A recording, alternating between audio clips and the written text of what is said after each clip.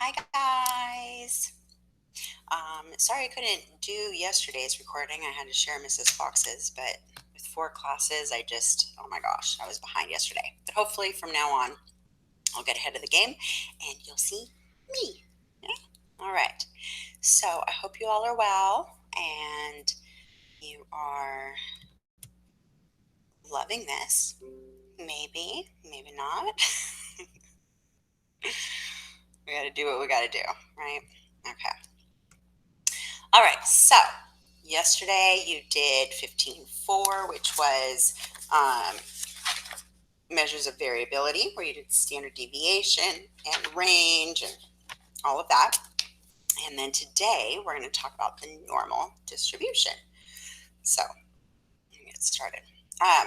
So a frequency polygon can be replaced by a smooth curve. So here's that frequency polygon. This histogram, you can actually replace it with a smooth curve. And a data set that is normally distributed is what we call a normal curve. The normal curve has the general shape of a bell. That's why they a lot of times will call it the bell curve. Um, it is symmetric about the vertical line through the mean. So the mean will show up right in the center as a vertical line. And it's symmetric on both sides of that center line. It approaches the horizontal axis at both extremes, both the negative infinity and positive infinity. The bell curve is coming down and it approaches that horizontal axis. And about that mean, right there in the center, the mean is equal to the median is equal to the mode at that line of symmetry. So right smack dab in the middle. That's for a normal bell curve. Everything is symmetric. Now, you learned yesterday about how standard deviation measures how the data varies from the middle. And the total area under this curve, if you were to add up all of the little areas of these little rectangles, it's always going to add up to 1. So the whole area under the entire normal curve, we say is 1. So if you're taking just little portions of it, it'll be decimals. The total area under the normal curve is just 1. And it's because the curve actually represents the total probability distribution. And if you remember, the probability of something definitely happening is 1. And if you remember the probability of something happening, we would say, the probability is 0.33, right? So they were always decimals. Well, we usually wrote them as fractions, right? Probability is 3/5. And then now we're going to talk about them in terms of decimals. And if you add up each of those probabilities, then they will always add up to 1. And then I want you to note that that symbol right there is the Greek letter mu. Mew, meow, meow, meow, meow. Little cat, right? It's like a U, but it's got like a little tail in front, mu. If I were to write it, I'll show you. Mu. Like that, mu. I just write it with like a little tail in front, a longer, whatever, something like that. All right. And so that's going to represent the mean of the data set. All right. If I'm going too fast, then pause it right now because I'm going to go to the next slide. So pause the video if you have not finished copying down all of this information there. All right, so for any normal distribution, the following holds, and this is what we call the empirical rule. So some questions will ask you, use the empirical rule to find blah, blah, blah. So here's what we know. We know about 68% of the data will lie within 1 standard deviation of the mean. Hopefully we show you a picture right now. No, okay, so I'm going to show you a picture in a minute. Well, you can see it at the bottom of your page too. So about 68% of the data lies within 1 standard deviation of the mean. About 95% of all the data will land within 2 standard deviations from the mean. And about 99.7% of the data will lie within 3 standard deviations from the mean. So here's this picture. Here's the normal bell curve. The mean is this line right here in the middle. That's what's going to represent it. And then if you have a score that falls above the mean, then you'll land over here. And within 1 standard deviation above the mean, 34% of the population will land within 1 standard deviation above the mean. Within a single deviation, that means between -1 or +1, either falling below or falling above, that's where the 68% is coming from. 30, if you add 34 and 34, that will add up to 68%.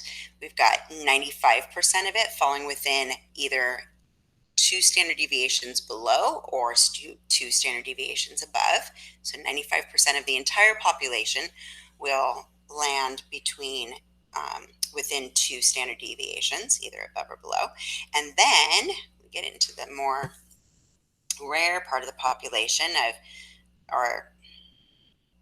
no, even more of the population, like all 99.7% of the population will land between 3 standard deviations from the mean, either 3 above or 3 below. So you end up with like this teeny tiny percent, 0.3% will land either below or above 3 standard deviations, which is like 0.15% here and 0.15% there. So a very small percentage of the population will land way up in here. And it's a good strategy to just sketch the normal curve first and then shade the area that you're looking for. All right, so we're going to go to the next page. Again, pause it if I'm going too fast. I haven't written everything down, but good. All right, so let's look at an example. It says for the general population, IQ scores are normally distributed with a mean of 100 and a standard deviation of 15. Approximately what percent of the population has scores, IQ scores between 85 and 115? So what you got to notice is the mean is 100 and 85 would be 15 below, right? 100 minus 15 would give you 85, and 115 would be 100 plus 15. So these are talking about scores where okay, so there's, remember mean, we use the Greek letter mu. You learned yesterday standard deviation, we use the lowercase sigma, right? So mu is going to be this line right smack dab in the middle where you're completely symmetric on both sides, and the standard deviation is that sigma, right? So 85 would be 15 less. This mu is 100 right here, and 115. So we want how much of the area is in between 85 and 115. But what we know is that we know the mu, or the mean, is 100. We know the standard deviation, or sigma, is 15. And 15 less would be 85, and 15 more would be 115. And so we're talking about the percentage of the population that's 1 standard deviation from the mean. So both of these scores are within 1 standard deviation. And so 68% of the population has an IQ score of between 85 and 115. Okay, now we're able to use the empirical rule because they give us the standard deviation, and these values they gave us were landing, they actually land on these standard deviation values, right? So how about above 115? So I'm going to redraw the curve, and oh good, it's on your notes. Mu is in the middle. We got 115 is landing right here, and we want to know what percentage of the population lands above 115. So I want to know, what's this area here? What's the probability that someone's IQ score lands there?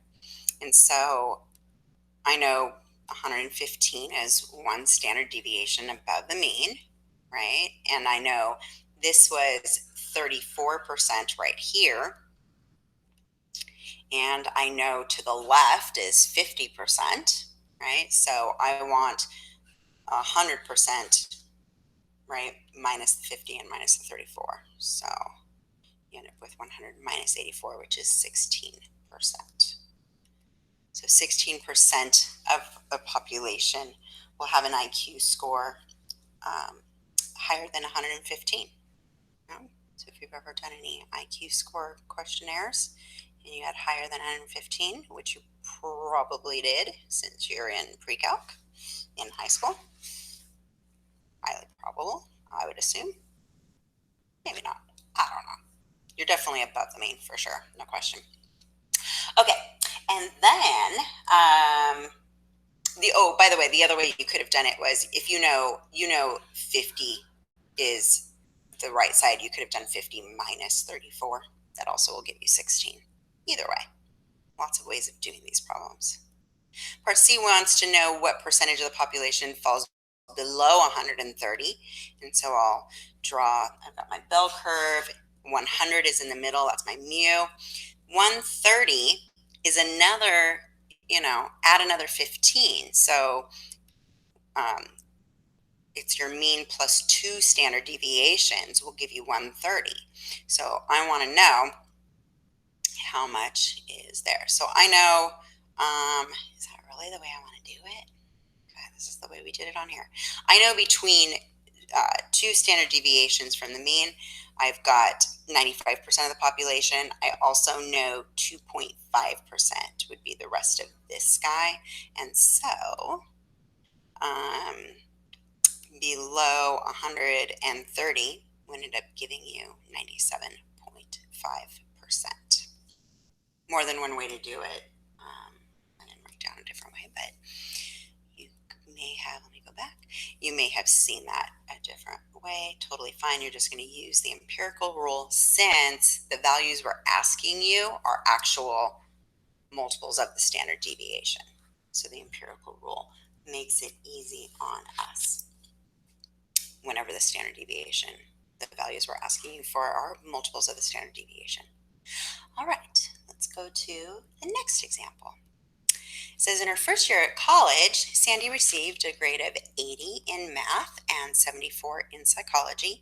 The 80 in math was in a class with a mean of 72 and a standard deviation of 4, and the 74 in psychology was in a class with a mean of 66 and a standard deviation of 8.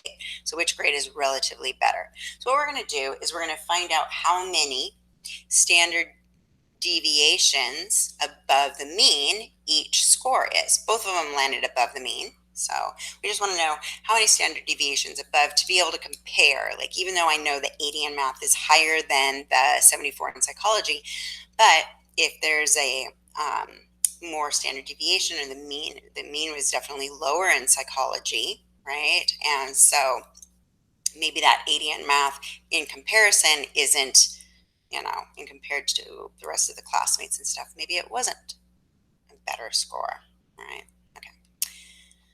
Way to convince her, maybe it's a way to convince her parents that C in psychology wasn't so bad, maybe. Let's see. Okay, so let's figure out for math. Math, I'm going to take her actual score was an 80. I'm subtracting from that the mean of 72, and then you divide it by the standard deviation. And do I give? No. Okay, so that's what it is. The actual score minus the mean divided by the standard deviation will give you how many standard deviations above the mean. And so you get 8 over 4 or 2. So the math, her score in math, she placed at 2 standard deviations above the mean. For psychology, we're going to do the same thing. We're going to take her score, which was a 74, subtract from it the mean, 66, and then divide it by the standard deviation. So 74 minus 66, and then divided by 8, which gives you an 8 over 8, which is 1. All right, so she did, not only was her score better in math, but she actually did even better in math relatively to psychology. Obviously she did better than most of her classmates, but being 2 standard deviations above the mean is better than just being 1 standard deviation above the mean. Okay, so that's example 2. And let's move on. So both of these problems had, they were, 72 2 was a multiple of the standard deviations, right? It was 2 standard deviations away from the mean. And same thing with the 66. It was a perfect multiple of a standard deviation, right? So but life isn't perfect like that. Not everything falls exactly with this empirical rule, right? What if we wanted to know where 65 landed? How many standard deviations away from the mean is that? So that's what we're going to do now. What if the value we want to investigate was not exactly at a standard deviation, right? So what we're going to use is the table of values for a z-score. The z-score is going to give you how many standard deviations away from the mean it is. And if you look in your packet, on the very back, is this standard normal probabilities. This is the one we'll give you for the test. We'll give you a laminated version of this. So you're going to have to use this table. So make sure you practice with this table. Even if you're in stats, no, you can't use your calculator. You're going to have to use a z-table. There's also in your Precalc book, there's z-tables in the back there, but they do it differently. We're going to use this one right here so that it just stays consistent of this. If you notice, it'll say the whatever this z-score is, it corresponds to the area to the left of your z-score. So hopefully you got that. Where am I? I'm down here. Okay, so let's do this. So in order to find the actual z-score, which is how many standard deviations, right, are away from the mean, you're going to take your actual value that you're trying to figure out how far away it is, minus your mean, which is mu, divided by the standard deviation. So it's your value. The z-score will give you the value minus the mean, or to find the z-score, value minus mean divided by standard deviation. And so, give you the little table. Here's just a little snippet of the distribution table that's on the back of your packet. And so, if what the table gives you is it shows the value of the area under the normal curve that's to the left of your z value. So the table will show you the value of the area, which will always be a decimal. They're going to give you 4 decimal places. Remember, the area will add up to 1, so you've got decimal places lower. It'll give the area and the probability, same thing. All right, so to the left of your z-score. So if you have a z-score of 0.31 is what you figure out, then you go to the table, and down this first column is your tens place. Yes, the tens place of your decimal. And then along the horizontal here is your hundredths place. Okay, so you'll start with, I've got 0.3, so I'm going to go down the first column to 0.3, so I'm going to use this row right here. And then my hundredths digit is a 1, and so you go to 0.01, so 0.3 and 0.01 will give you a 0.31. So you're looking at that value right there. It tells you that the area under the curve to the left of a z-score of 0.31 is going to be 0.6217. And so if 0.31 would be right here, because it's less than 1 full standard deviation from the mean. So here's the mean right in the middle. Here's 1, there's a tiny little dash right there you can see. Oh, it's not on your hard copy, but on my thing there's a little dash right there. So that's representing 1 standard deviation from the mean. So a 0.31 is between the mean and 1 standard deviation, right? It's just right there. And that means to the left of here, this total area, remember the whole area adds up to 1, so this area is 0.6217. Now we can use symmetry, and we're going to use symmetry to find other things also. So what if your z-score value is negative? Well, You're going to just use symmetry, and we're going to draw a picture. We're going to use the symmetry and draw a picture. So that's what we'll do, a few examples like that. All right, so let's look at example 3. It says, using the table, find the indicated areas under the normal curve. So we want to find the area between z equals 0 and z equals 1.03. So I've got 2 graphs for you. First, I'm going to show you what we want. I'm going to draw a picture of what we want. I want the area between, here's when the z-score is 0. That little line there is when the z-score is 1.0, but we want 1.03. So it's shaded just a little bit past there.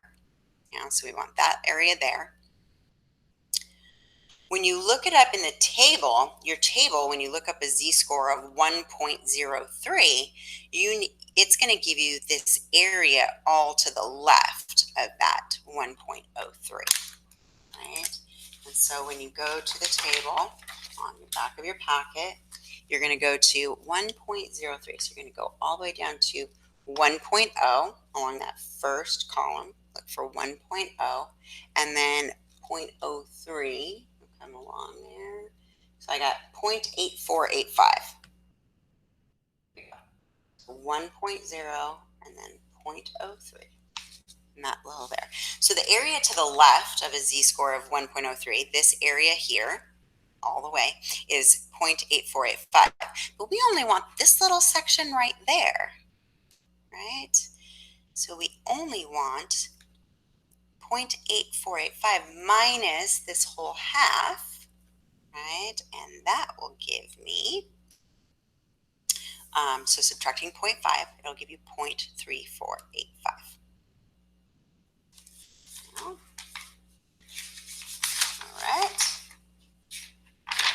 Let's look at the next example. Now we want a z-score.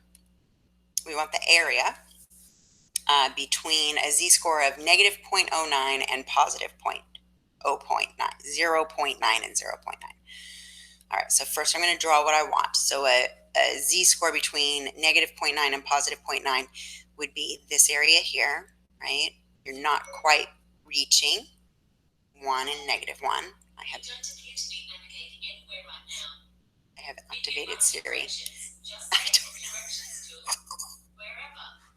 And my phone is, whatever. What the heck? Oh, it's my iPad okay. Hi, Siri. All right. I don't know if you guys picked that up on the volume or not. Hopefully you did, so I don't look like an idiot right now. But somehow I activated her. Okay. So what I'm going to do, because of symmetry, right, I am going to look up on the table for the area of a z-score of 0.9. Right, so go to the table, and you've got 0.9 and then 0, 0. Yeah, so you got the very first one, which is 0.8159. So that'll give you the area all to the left of a positive 0.9. Yeah. So, but here's what I know. I could subtract this 0.5 from there, right? And that'll give me just this section right here. Yeah. But then there's 2 of them because of the symmetry. So just this little area here between 0 and positive 0.9 is 0.3159. And then there's 2 of those. So that's a 0.3159, and then plus another 0.3159, and you add those together, which will give you a 0.6318. Okay, let's do the next one. Now we want to the right of 0.81. So 0.81 is you're not quite reaching a standard deviation of 1 there, right there, and we want to the right of it. All right, our table is going to give us the area to the left, which if you look that up, you'll get a 0.7910. And we want this white part, right? But we know the whole area of the whole thing adds up to 1. So you'll just do 1 minus the 0.7910 and you'll get 0.2090. To the right of a negative 0.81. So what do I want? Here's negative 0.81. You're not quite reaching a -1 for your standard deviation. You want all of this area here. But the z tables, you can't look up negative z values on here. You can only look up positive. So you're going to look up the positive version. So your table gives you this area here. But what you know from symmetry is this is the same exact area. To the right of the negative 0.81 is the same as to the left of positive 0.81 because of symmetry. And so your answer is just 0.7910. All right, one more example and then we're done. All right, an automobile manufacturer claims that a new car gets an average of 42 miles per gallon and that the mileage is normally distributed with a standard deviation of 4.5 miles per gallon. If this claim is true, what percent of these new cars will get less than 40 miles per gallon? So we're going to do 40 is what we're wondering about. Subtract the mean. They tell us average, right? That's your mean. So 40 minus 42.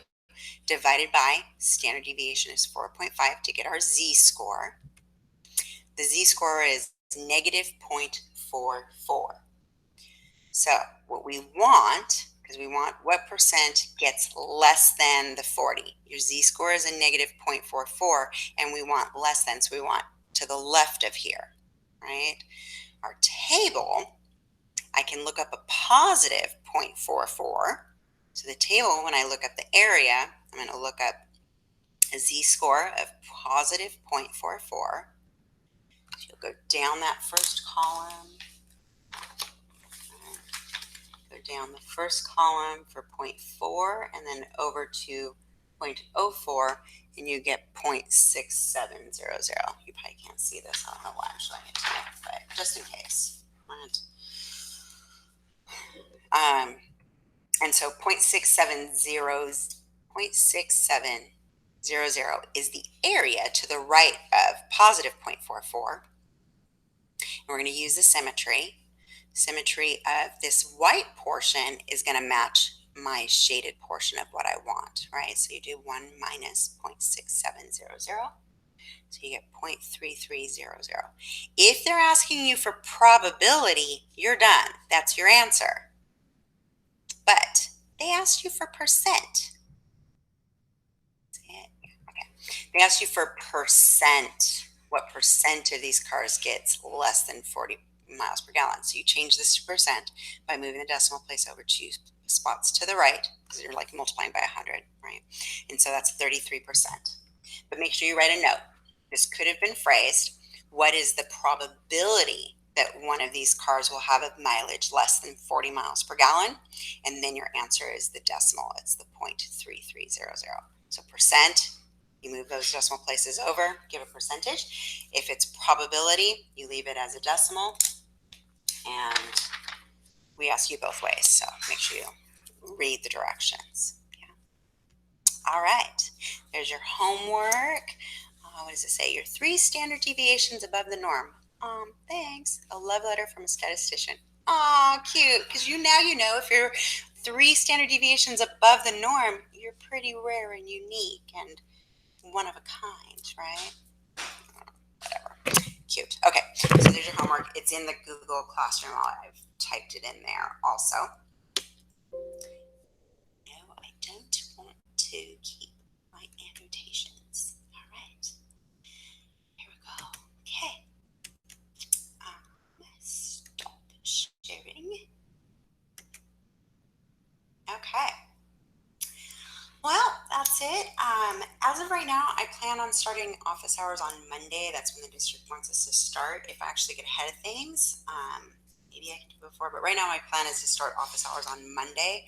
If you need help, though, or you have questions, or you just need to chat with me, say hi, by all means, let me know. You can send me a text through Remind, or you can send me a message through Google Classroom, and let me know if you need to talk to me before Monday. sure. I hope y'all are doing well, staying healthy. I don't know what's about to come, right? Things are changing by the daily, but we're in this together. Yes. And hopefully everything's going to be fine. Totally fine. Not hopefully. I know it will. Okay. All right. I will see you guys tomorrow.